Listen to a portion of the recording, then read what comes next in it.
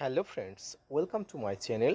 দেশ এবং দেশের বাইরে থেকে যারা আজকে আমার ভিডিওটি কন্টিনিউ করেছেন প্রত্যেককেই gardener TRIPS with Kamal YouTube চ্যানেলে স্বাগতম। আজকের ভিডিও থেকে আলোচনা হবে ছাদ বাগানের অন্যতম জনপ্রিয় একটি গাছ আম গাছ সম্পর্কে। এই আম গাছের রোপণের জন্য কেমন মাটি দরকার, সবচেয়ে গুরুত্বপূর্ণ বিষয় আম গাছের কিছু ভুলে আপনার ছাদ বাগানে আম গাছের মারাত্মক মারণ দশা চলে আসতে পারে।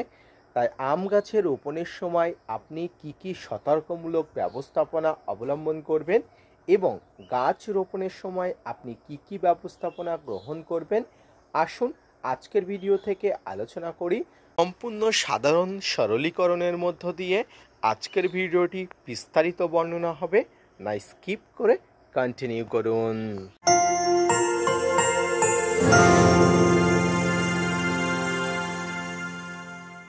সম্মানীয় দর্শক এবং শ্রোতা বন্ধুরা, দেশ এবং দেশের বাইরে থেকে যেখান থেকে আজকে আমার ভিডিওটি কন্টিনিউ করেছেন প্রত্যেককে নমস্কার, সালাম আদাব জানিয়ে আজকের ছোট্ট উপস্থাপনাটি শুরু করছি।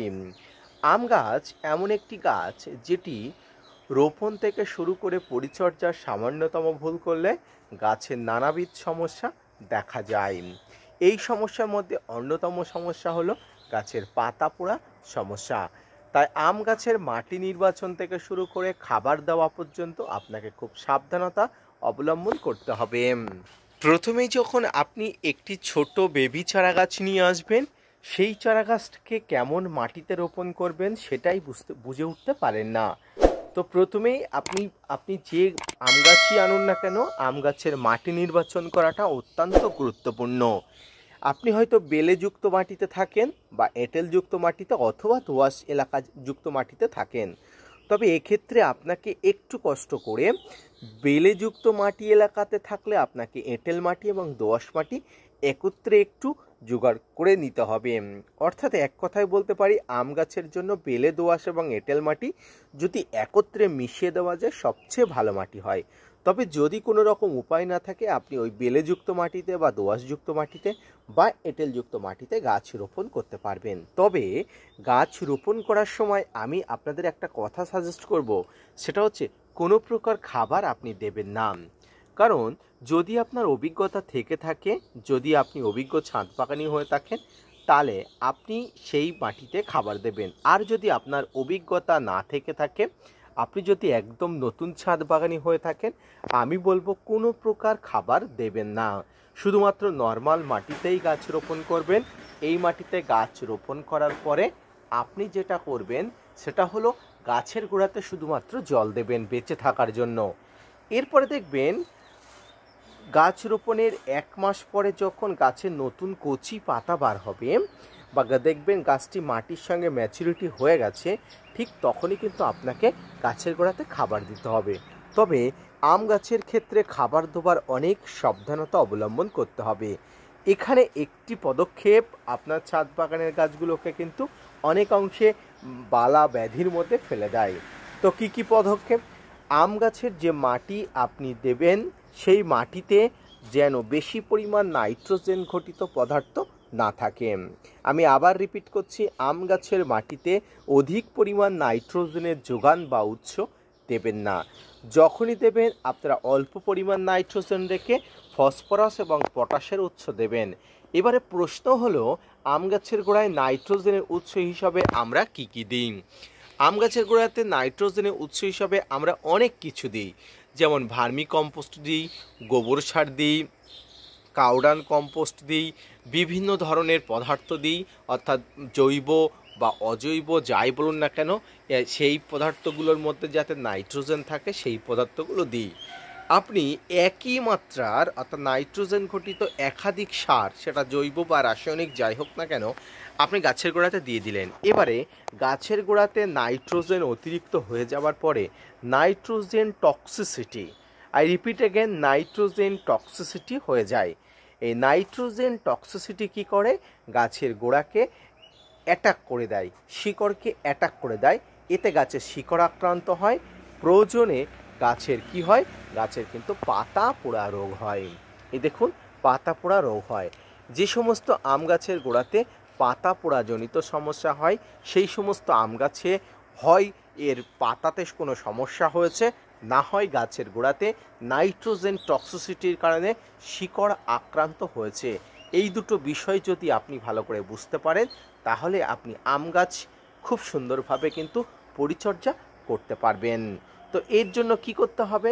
প্রথমেই বলেছি, অধিক পরিমাণ নাইট্রোজেন ঘটিত খাবার দেবেন না। যেমন আপনি মনে করুন একটা মিশ্র খাবার তৈরি করছেন, সেখানে আপনি লিপমোট কম্পোস্ট দিয়ে দিলেন, কাউডান কম্পোস্ট দিয়ে দিলেন, ভার্মি কম্পোস্ট দিয়ে দিলেন, ইটসেট্রা, এই ধরনের বিভিন্ন কম্পোস্ট আর একসঙ্গে দেবেন। আপনাকে অনুগ্রহ করে বলবো আপনি এই ভুলটা করবেন না, এবং আপনাকে এই ভুল করতে বারণ করছি তার কারণ অধিক পরিমাণ নাইট্রোজেন দিয়ে দিলে কিন্তু এই সমস্যা হয়ে যাবে। এবং আম গাছের পাতা পোড়া বা রুখতে সবচেয়ে গুরুত্বপূর্ণ পদক্ষেপ বা যে সারগুলো আমরা পুরোপুরি স্কিপ করব, অর্থাৎ দেবই না, সেই সার হলো খোল জাতীয় পদার্থ, নিমখোল, সর্ষের খোল, বাদাম খোল। অনেকে জানেন না যে আম গাছে নিমখোল, সর্ষের খোল, বাদাম খোল অনেক অংশে বিপদের মধ্যে ফেলে। অনেক অংশে আম গাছের গোড়াতে সর্ষের খোলের যে ভিজানো জল দিলে আম গাছের গোড়ার পাতা কিন্তু অনেক অংশে পুড়ে যায়। তাই আম গাছের গোড়াতে বাদ দিয়ে অন্য কোনো গাছে আপনি এই নিমখোল, সর্ষের খোল, বাদাম খোল, বিশেষ করে সর্ষের খোল আমরা গ্রামের দিকে বেশি ব্যবহার করি, এই খোলটি দেবেনই না। কারণ এই সর্ষের খোল কিন্তু আম গাছের কিন্তু পাতা পোড়ার অনেক অংশে দায়ী।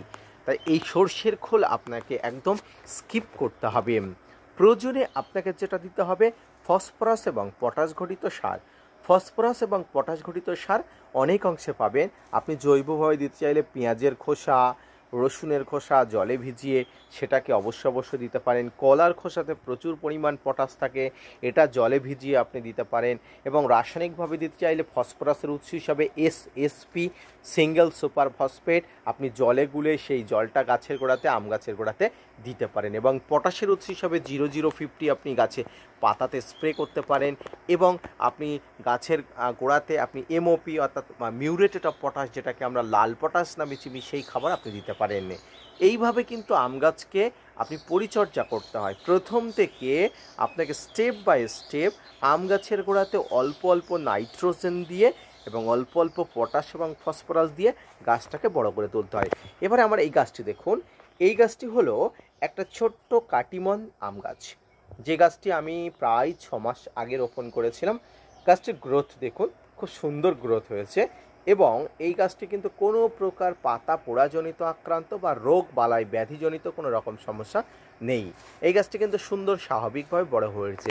এটা কিন্তু আমি ফলো করেছি যে গাছে সর্ষের খোল, বাদাম খোল, নিমখোল অর্থাৎ নাইট্রোজেন বেশি পড়ে গেছে বা খোল জাতীয় পদার্থ দিয়ে গাছটি রোপণ করেছিলাম, সেই গাছের পাতাগুলো থেকে শুরু করে নর্মাল গাছগুলোতে অনেক অংশে ভালো আছে। তাই আমি আপনাদের রিকোয়েস্ট করব, অভিজ্ঞতা থেকে বলছি, সর্ষের খোল, বাদাম খোল, নিমখোল এই ধরনের কিন্তু খাবারগুলো আপনি আমরা আম গাছকে স্কিপ করবেন।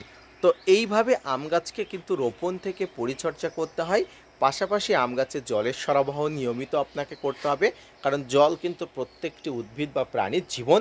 এটি কিন্তু ছাদ বাগানের যে কোনো গাছের প্রাণ রক্ষার্থে কিন্তু অত্যন্ত সহায়ক হিসাবে কাজ করে। তাই মনে রাখবেন, আপনার ছাদ বাগানের যে কোনো জাতের, যে কোনো প্রজাতির, 12 মাসই হোক, সিজনাল হোক, আম গাছ থাকুক না কেন, আপনি অবশ্যই এভাবে পরিচর্যা করুন। রোপণ থেকে শুরু করে সাবধানতা অবলম্বন করলে ছাদ বাগানে আম গাছের কোনো প্রকার সমস্যা আপনি দেখতে পাবেন না। ধন্যবাদ আজকের ভিডিওটি দেখার জন্য। আশা করি ভালো লেগেছে। ভালো লাগলে gardener tips with Kamal YouTube চ্যানেলকে সাপোর্ট করুন। ভিডিওটি শেয়ার করতে ভুলবেন না। ধন্যবাদ।